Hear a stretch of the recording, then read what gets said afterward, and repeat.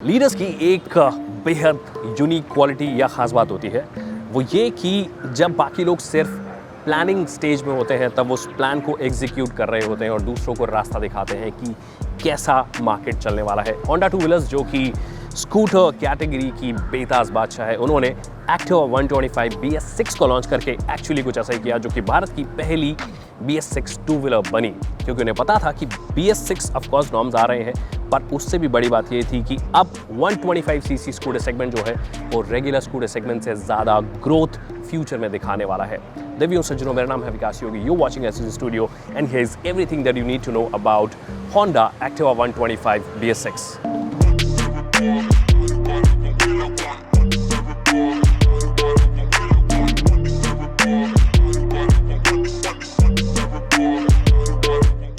Before we talk about the BS6 aspect of the Activa 125 BS6, बात कर लेते हैं कि डिज़ाइन में क्या कुछ बदलाव किया गया है।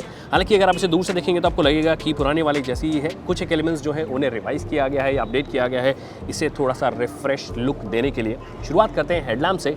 LED हेडलैम्प आपको मिलती है, हालांकि डिज़ाइन जो है वो उसे रिवाइज़ किया गया है। उसके अलावा अगर आप वाइज़र की बात करेंगे तो वाइज़र का डिज़ाइन भी रिवाइज़ किया गया है, और आप LED पोजीशनिंग लैंप की बात करेंगे तो वो भी आपको यहाँ पे रिवाइज मिलते हैं। यहाँ पे क्रोम का इस्तेमाल हुआ है, और सबसे अच्छी बात है कि आपको बहुत सारी जगह पे मेटल का इस्तेमाल देखने को मिलता है। ये आप बात करेंगे फ्रंट फेंडर की तो आपको मेटल में नज़र आता है। उसके अलावा ये वाला जो पोर्शन है, लोअर पोर्शन, ये भी मेटल में दिया गया है। हालांकि यहाँ पे प्लास्टिक का इस्तेमाल हुआ है और यहाँ पे भी प्लास्टिक का इस्तेमाल हुआ है, बट ओवरऑल आप ये बोल सकते हैं कि रिवाइज किया गया है। इवॉल्व्ड वर्जन है ये एक्टिवा 125 का। साइड से भी कहानी जो है वो वैसी की वैसी ही है, मतलब आपको ये इवॉल्व लगेगी। थोड़ी बहुत चीज़ें रिवाइज़ की गई है, जैसे कि अगर आप ये पूरे पैनल की बात करेंगे ये आपको नया नज़र आने वाला है, मतलब रिवाइज़ किया गया है इसे।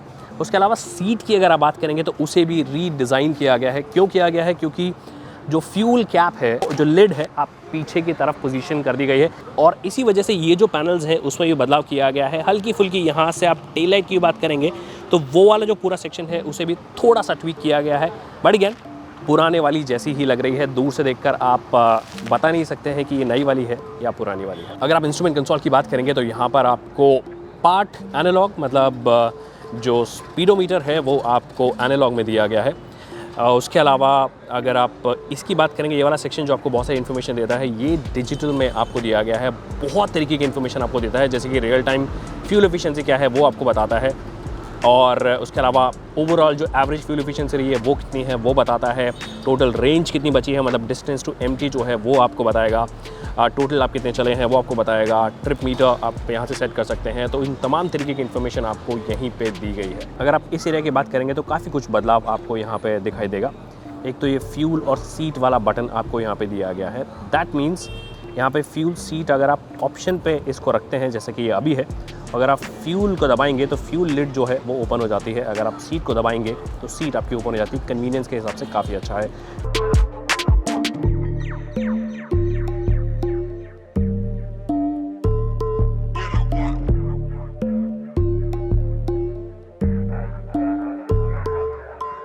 And now the most important bit, the performance, क्योंकि जो सबसे बड़ा बदलाव है, हाँ डिज़ाइन चेंजेस किए गए हैं, कुछ नए फीचर्स ऐड किए गए हैं, पर सबसे मोटा या सबसे बड़ा बदलाव है वो है इसके इंजन में। BS6 इंजन आपको मिलता है, BS6 कंप्लाइंट ये इंजन है। दैट मीन्स अब आपको फ्यूल इंजेक्शन सिस्टम इस गाड़ी के साथ में दिया जाएगा, क्योंकि जितने भी अब आप BS6 देखेंगे उसमें FI होना ऑब्वियसली ज़रूरी है, और उसकी वजह से आप इंस्टेंटली फील कर सकते हैं कि जो रिफाइनमेंट लेवल जो कि 125cc वाला जो ये इंजन था 124cc डिस्प्लेसमेंट का, वो ऑलरेडी काफ़ी रिफाइंड था।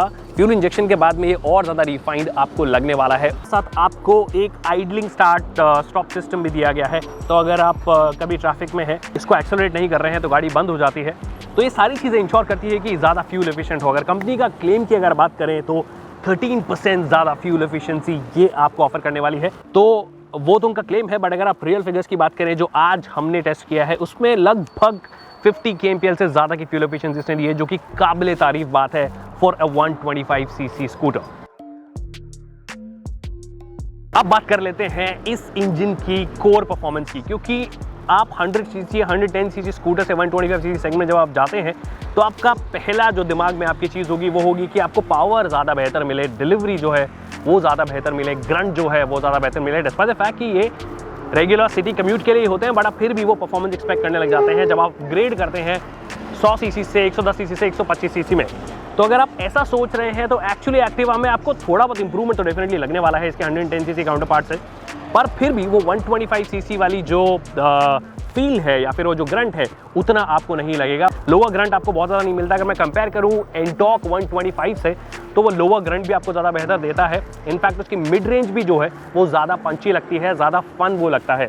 ये ईजी गोइंग स्कूटर है, 125 सीसी का स्कूटर है ऑफकोर्स, पर उसके बाद भी काफ़ी इजी गोइंग है। सिटी में चलाने में आपको कोई परेशानी नहीं होगी और शायद इसी वजह से फ्यूल एफिशिएंसी की तरफ फोकस किया है होंडा ने, जो कि हो सकता है इनकी एक बहुत बड़ी स्ट्रेंथ निकल कर आ जाए। अगर आप सस्पेंशन सेटअप की बात करेंगे तो टेलीस्कोपिक फोक्स आपको फ्रंट पे मिलते हैं और पीछे की तरफ हाइड्रोलिक मिलते हैं। फ्रंट सस्पेंशन ऑफकोर्स बेहतर तरीके से काम करते हैं सिटी कंडीशंस में, पर जहां पर जब भी थोड़े बड़े गड्ढे आपको मिल गए आपको वो सस्पेंशन की स्टिफनेस जो है या फिर जो हार्शनेस है वो नजर आती है। पर एक चीज़ में फ़ायदा या फिर आप बोल सकते हैं इजाफा जो हुआ है अगर आप 110 सीसी काउंटर पार्ट से कंपेयर करें वो है हायर रेंज जो है, मतलब हायर रेंज पे जो परफॉर्मेंस है वो थोड़ी बेहतर हुई है। हाई स्पीड परफॉर्मेंस जो है वो थोड़ी बेहतर हुई है। इनफैक्ट जो टॉप स्पीड है वो बढ़ गई है। ईजिली जब आप सिंगल कर रहे हैं तो 80 kmph के ऊपर आसानी से चले जाएंगे, कोई ज़्यादा परेशानी नहीं होगी। ऑफकोर्स CVT है, इसके साथ में आपको ट्रांसमिशन जो मिलता है वो अपना स्वीट टाइम लेता है सब चीज़ें करने में, बट आप पहुँच जाएंगे। अगर आप 2 पैसेंजर के साथ में बैठे हैं, पिलियन के साथ में आप चल रहे हैं तो भी 80 kmph टच कर सकते हैं, बट मेरा सजेशन ये रहेगा कि 70 kmph से ऊपर ना जाए, क्योंकि वहाँ पर थोड़ी नर्वसनेस आपको इस स्कूटर में नज़र आने लग जाती है।